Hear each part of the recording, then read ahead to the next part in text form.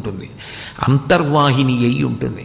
అటువంటి అంతర్వాహిని అయినటువంటి సరస్వతీదేవి యొక్క అనుగ్రహము యశస్సుకి కారణం కావాలి. యశస్సు అంటే కీర్తి.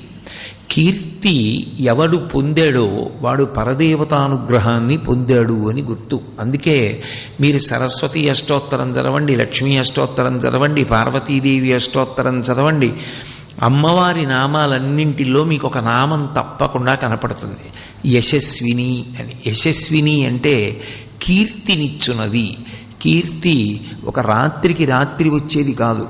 జీవితం అసిధారావ్రతంగా కత్తి అంచు మీద నడిచినట్టు ధర్మానుష్ఠానం చేసి ఎప్పుడెప్పుడు ఎవరికి ఏ ఉపకారం చెయ్యాలో తెలుసుకుని ఆ ఉపకారం చెయ్యడం అలవాటైన వాడెవరున్నాడో, ఎవడు వినయంతో ప్రవర్తిస్తూ ఉంటాడో అటువంటి వాణ్ణి కీర్తి ఆశ్రయించి ఉంటుంది.